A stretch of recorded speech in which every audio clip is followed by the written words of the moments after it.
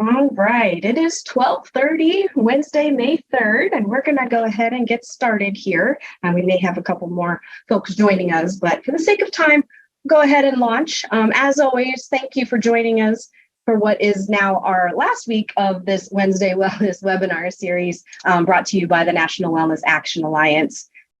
Just as always, we've got a few little housekeeping items. If you do have any questions during this session for our presenter, Dr. Golick, if you could please place them in the Q&A box located at the bottom of your screen. We'll then read those at the end of the session. If you have any technical related issues or just any questions for me specifically as your moderator, if you could put those in the chat box, that would be great. And I'll be sure to answer them as we go along. If you need closed captioning, that's also available. That's located right at the bottom of your screen as well with the CC button. And per usual, these webinars are being recorded and will be posted to our website probably within the next 48 hours or so. And so with that, I'd like to briefly introduce our speaker, Dr. Kate Golick, who is an associate clinical professor and our director of undergraduate health and wellness programming at The Ohio State University's College of Nursing. Today, she will present parental burnout, tips and tricks to maintain balance to you all. So Kate, I will turn it over to you. Thank you so much, Rebecca. So as she said, my name is Kate Golick, and I am an associate professor here at Ohio State. And some of this work I did with Dr. Bernadette Melnick. So I also wanted to make sure to give her credit, for this on the slide. So just to kind of kick things off and let you and give you some background about how I became interested in this. So last year around this time, we released a report on specifically working parents and how burnout has affected them. And if you read some of these quotes, I feel like if you are parents, you will relate to these. This report really was done during what the time frame would have been of the pandemic. So I think parents were just completely and utterly in overload at that time, having to literally fulfill school, be the teachers, be the childcare providers while working full time. And it was just so much. Parenting is hard anyway, but then to put all of this on top of us really just put all of us into a different state of burnout. But some of these things, I'm expected to be a superhuman that can be a full-time employee, parent, elementary school teacher, preschool teacher, cook, cleaner, playmate, and emotional support system, but I can't do it any longer. So these are the types of things that you hear parents that are burned out. These are the types of things that they're saying. So what is parental burnout? So some stress and exhaustion during parenting is pretty normal, right? If you weren't feeling those things, I think that would actually be abnormal. But what parental burnout is when that stress and exhaustion severely and chronically overwhelms a parent's resources to cope with stress. And really, it's categorized by three things. So some emotional detachment from the children, feeling like, I used to be this really good parent and now I'm not. So that contrast with previous parental self, and then feelings of just being tired of being a parent, like not wanting to do it anymore. Don't know how you're going to get up the next day and continue to do this. So that's really what parental burnout looks like.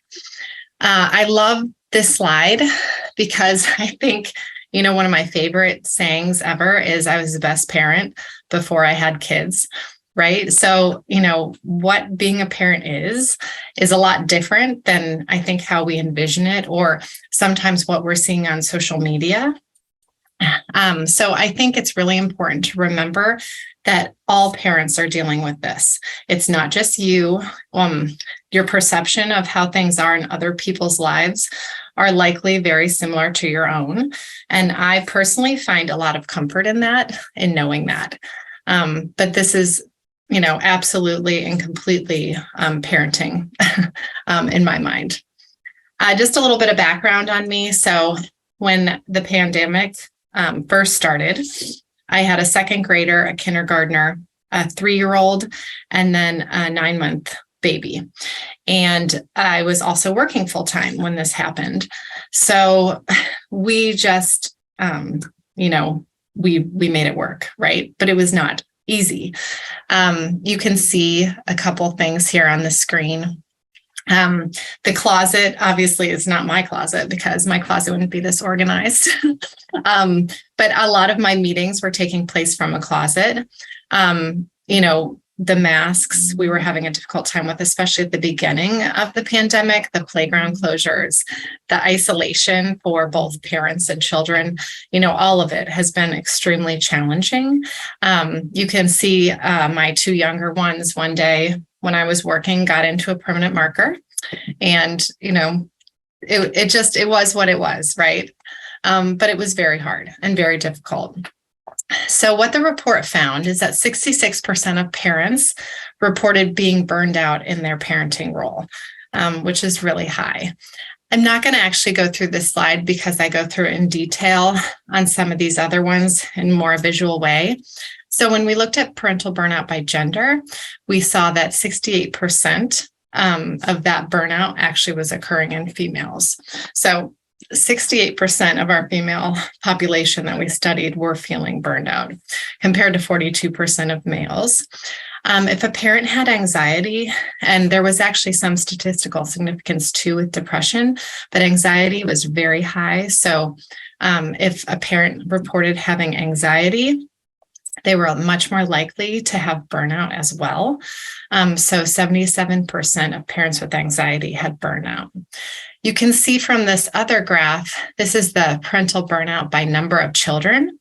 So it kind of, goes up right around 3, then it goes down again, and then it goes up again. And most of us don't have 6 and 7 children. So it's kind of that bell curve. With it, for some reason, it's harder and then it's easier. And I think we all experience different challenges based on our number of children and, just the individual characteristics of our children as well. We also saw high associations with parental burnout when their child had a diagnosis of either anxiety or ADHD. So 77% of parents that had a child with ADHD reported burnout, and 73% reported burnout if their child had anxiety. And of all of our associations, our very strongest association was actually when a parent had concern that their child had an undiagnosed mental health condition, but it wasn't yet diagnosed.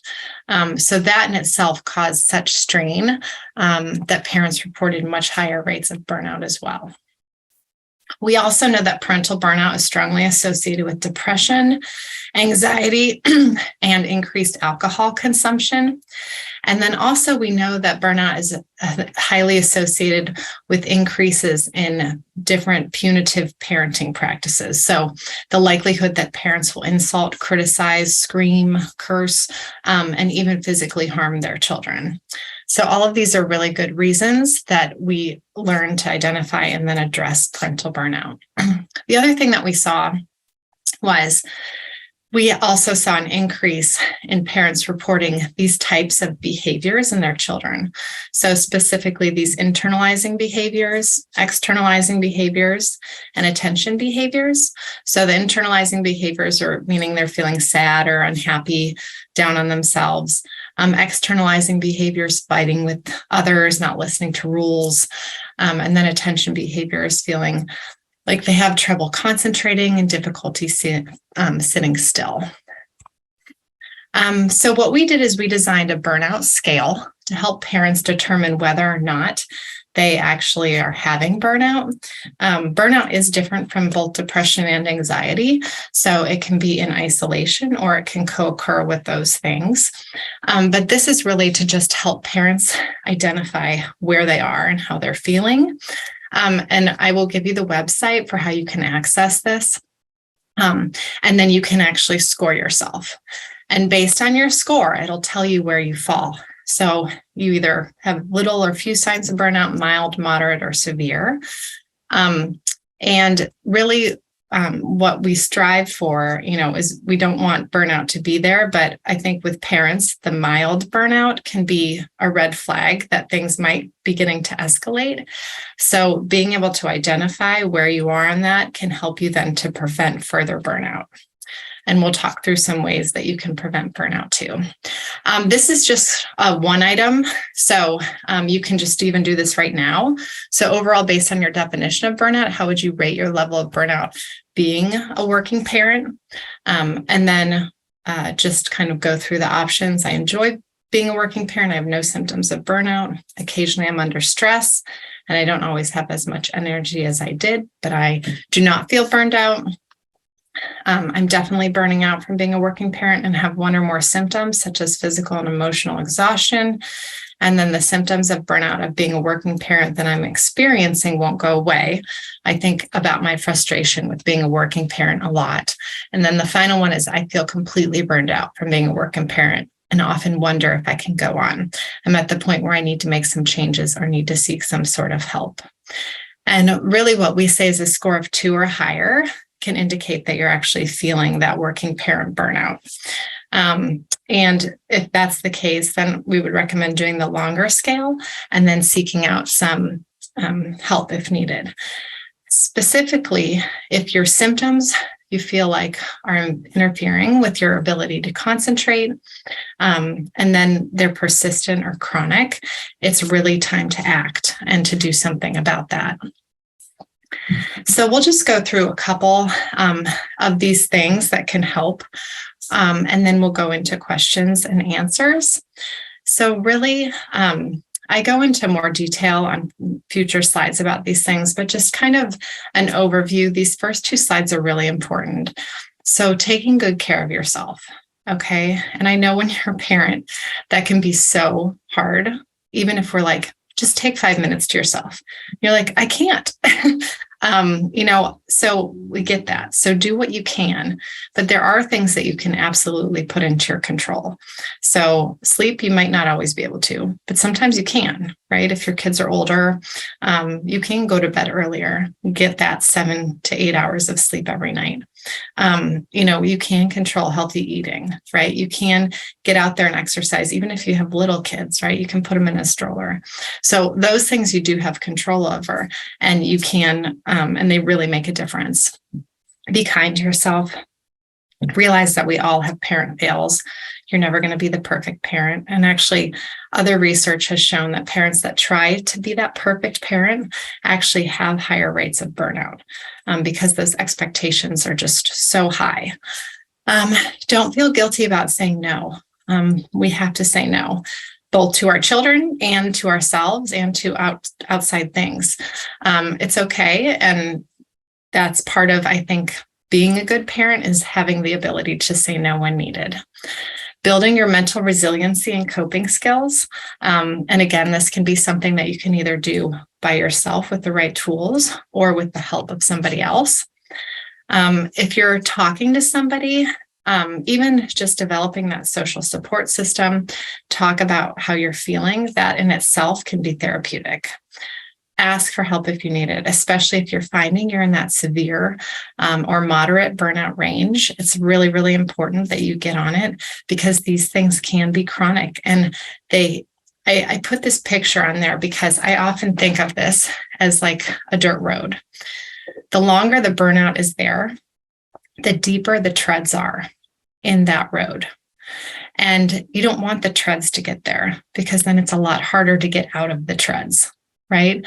So by being preventive and being on top of it, hopefully that groundwork of those really strong treads that you can get in a dirt road won't develop. And understand that burnout is different from depression and anxiety. And sometimes you need somebody like a therapist or a counselor to help you figure out what is going on. And then prevention. If you're starting to feel like you're getting burned out, you have to get on top of it right away. And how do you do that? So we know a lot of times if you can decrease your stressors and increase your resources, it can help to decrease your burnout. So when I talk about stressors, so things like knowing your triggers, like if your trigger is 8 o'clock, I need everybody in bed because I start yelling. I shut down because I need some time to myself. then maybe you need to start bedtime a little bit earlier if that's being something habitual that's happening, where nobody's in bed by 8 and then you get very stressed, right? Move up your bedtime. You have control over that. Decreasing activities. So if you're finding you're just overload, you're just constantly in the car, you have the ability to decrease activities. And then again, practicing that good self-care we talked about. As far as increasing your resources, enlist help. If you need help with housework, you have children that can help you, right? For the most part, if they're older, you have people you can carpool with maybe. And then a lot of work sites have good wellness resources. A lot of kids' activities are free. So if you need to get out of the house and you don't want to spend money, there's a lot of things that you can find to do that are cheap or free to kind of just change things up. But all those things are increasing your resources. So build a strong foundation. So these are the things I just talked about, but really, really, really important. Sleep, exercise, healthy diet are going to be foundational for both you and for the children. Screen time. Yes, I know it's so hard. But if we can really decrease that screen time, I'm telling you, behaviors will get better. It's okay for your children to be bored. That's when they get creative, right? So enforcing that play. Stress reduction activities, so healthy coping, learning things simple like deep breathing, meditation, socializing, being part and talking with other parents, especially if your child, for example, has a disability. Talking with other parents that are experiencing those same things can be so therapeutic as well. And then substance use, you saw from the report, we know that parents that have higher rates of burnout are engaging in more alcohol use and substance use. And so those are also things that you have control over. And if you feel like you don't have control over those, and those are contributing to your burnout, then that's also a great reason to be seeking further assistance and care. Practice gratitude. So teaching your children just the simplest, saying thank you. Thank you for cooking dinner. Thank you for putting your shoes at the door. All of those little things are really instrumental to building a family that's based and a mantra that's based on gratitude. And we know these things help with burnout. When you catch your child doing something right, even if it's those little things, offering that appreciation. Making a nightly ritual of having everyone say just 2 things that they're grateful for, either at the dinner table or before bed. Older kids, you can start a gratitude journal or even for yourself. And then teaching your children and then practicing those really small acts of kindness. So paying for the person behind you when you go through to get a coffee, showing them those types of things, again, can really just lead to this environment that is more therapeutic for everybody.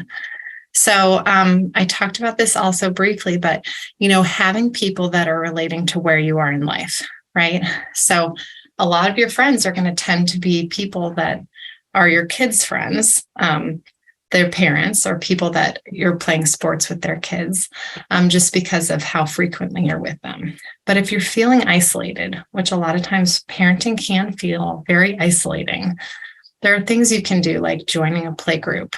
The social media has provided us at least the good of being able to oftentimes find these types of groups. Often communities will have them either formally or informally. Getting involved in school activities is a really great way to meet other parents too, that your kids are involved with similar activities.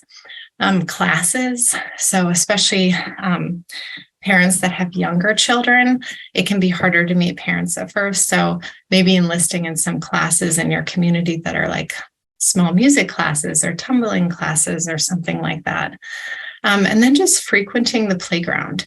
We're getting to where it's spring and the weather's getting warmer, but this is also another really great place to meet and talk with other parents. And then if needed, joining a support group. So if you feel like, you are completely isolated or that you are dealing with something that is very specific, they have a lot of support groups available for things like this. So physical affection. So this is something that I think oftentimes when we start feeling burned out, this for some reason, it just doesn't happen as frequently, right?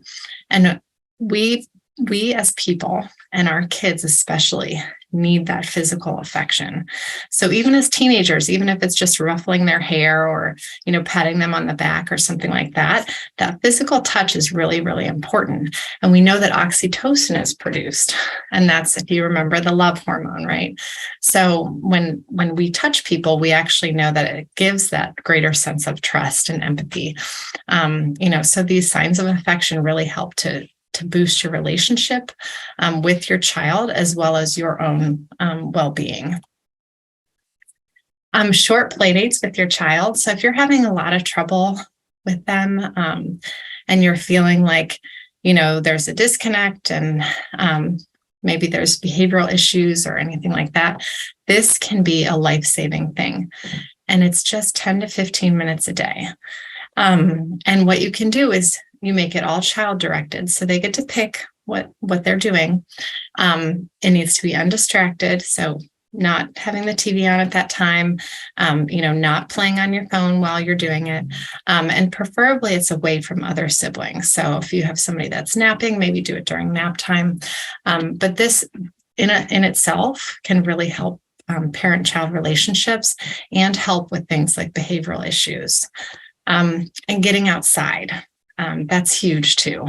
We know there's this whole movement now called like forest bathing, where being out in nature can, provide all these therapeutic effects for people. But that is especially important for children, I think. And then just the simple act of telling them you like to be with them. Or when they wake up in the morning, say, I'm so happy to see you this morning.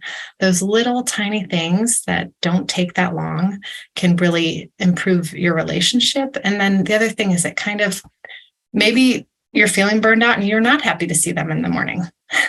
But just by the act of saying that you are, over time, that actually will help you to change that. And then when they are talking to you, I think as parents, we automatically want to give advice or we want to help solve problems. But sometimes it's just best to just say, thank you for telling me this. And again, I think when you're feeling burnout, it tends to be really hard to remember that the way that you're looking at things is often not how your child is looking at them, right? So you see something like, I have, told you before that, I want no crumbs on the counter or something like that. Oftentimes we are giving our children too much credit as to what they know, right? So kids automatically don't know how to do things. So if you expect them to be able to walk, down the hallway at school, that's not something that they necessarily will know how to do. I know that sounds crazy, but especially younger kids, sometimes you actually have to physically tell them and then physically walk them down the hall and say, this is how we do this. I think sometimes the expectation is that kids automatically know these very simplistic things and they don't. So take that extra moment to really look through their eyes and say, would they know this? Should they know this? How can I help them to remember this? And I love this quote, change the way you look at things and the things you look at change. So simply looking at things through their eyes can be very helpful. Reframe your thoughts. So instead of thinking, my house is always messy, you can think of it as, my child is creating. And then they have the great experience of learning to clean up their mess, right? Or my child is never going to stop crying. And then just trying to reframe it, then my child is going to stop crying at some point, right? They can't cry forever. And then this that I use all the time is the have tos, right? So changing the have tos. So I have to put my child to bed to I get to put my child to bed tonight, right? Like, there will be a time where you won't be doing those things anymore. So changing that simple have to get to can be really empowering. And then again, I have to do everything for my children. right? Reframing it to they're still little and they won't need my help forever. Or they will never learn to put their shoes at the door. And reframing it to children, just like adults, need multiple reminders. Okay, so they're not going to do something. Very rarely will they do something the first time that's asked. Our job as parents is to continually repeat the things that we want them to learn and the values we want them to have. Supporting emotional regulation. So, if we want our children not to have outbursts and tantrums and those types of things, which are emotionally or developmentally appropriate, under a certain age, but we really have to model those things. And I know this can be very challenging and very hard, especially when you're in the middle of the grocery store and your child is having a meltdown. But we really want to model that emotional regulation. It's really helpful to help your child name the emotion.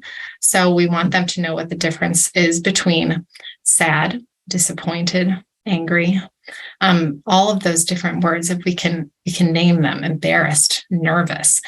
That really helps them to validate for the child that what they're feeling is something. We don't want to take those emotions away from them. We just want to help them learn to feel them and then let them go. Talking about your feelings can really help. And then again, turning that negative thought into a positive one. So helping your child to do that too. When they say, I'm not good at this, help them with that, to say, no, you just haven't had enough practice yet. So reframing is a huge, powerful tool that we have with our kids and that we can utilize as parents. And then teaching and practicing deep breathing is also going to be very helpful. We know even Navy SEALs learn this and utilize this strategy, so it's important. Facilitating a growth mindset. So helping your child, you don't want to take their struggles away, but we want to make sure they're attainable. Allowing them to make those mistakes and saying it's okay. And then helping them, if something's really challenging, try to make it seem more exciting. Like, you can do this. Like, there's nothing like a good challenge for us. And then, speaking to them about having personal failures and struggles, again, to let them know it's okay. And all the time encouraging optimism. So, big thing as a parent, focus on your strengths. What do you do well? What is your family doing well? And what are your child's strengths? And you can utilize and call out all these things for yourself, for your child, for your family unit. And this will really help solidify those bonds and hopefully decrease some of that burnout too. So we do this thing in our family sometimes where we know, happiness, just like all the other emotions, can be very contagious. So we'll do this thing if somebody's feeling a certain way, where we'll say, like, close your eyes and smile for 1 minute, right? And just the act of doing that a lot of times can kind of change what's going on, change that environment, or this click your fingers and let's all start over. So, and we know that those people that are surrounded by happy people are more likely to be happy in the future. And oftentimes, research also shows us that children will rate their stress, their anxiety, the same actually as their parents. So we know that a lot of those things just are very contagious. So in ending this, I leave you with the thoughts of, build your network, treat every child like they're your own, and ask for support if you need it. And be the support if you can. And this is my final quote, and I love it so much. If I had my child to raise all over again, I'd build self-esteem first and the house later. I'd finger paint more and point the finger less. I would do less correcting and more connecting. I'd take my eyes off my watch and watch with my eyes. I'd take more hikes and fly more kites.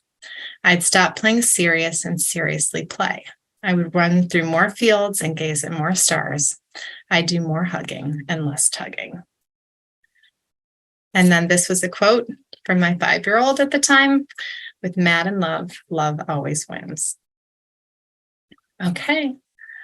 So if you would like to contact me or Dr. Melnick, here is our contact information.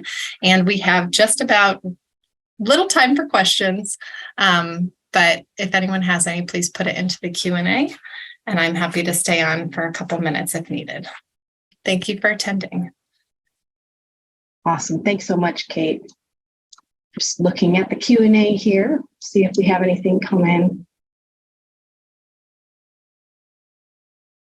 Nothing yet, but I just want to say personally, as you know, I have an 18-month-old, so this one hits close to home because we've had a couple tantrums, like we're starting to head into the toddlerhood, and I'm bracing myself and getting ready, but I really appreciate this presentation and especially that quote there at the end, because daily I'm trying to just remind myself that this is such a short-lived time, if you will, and I need to embrace every moment, especially with him. So. Yeah. All right. I don't see any questions at this time. So I think that might be it. But again, to everyone, we will be posting today's recording of this session along with the PDF slides within the next couple of days on our website. I'm going to add that to the chat box here so that you have it. I did already add the survey link for those who wish to earn CE. We need you to complete the attendance survey. And aside from that, I think we're all set. So once again, thank you so much, and everyone have a great day.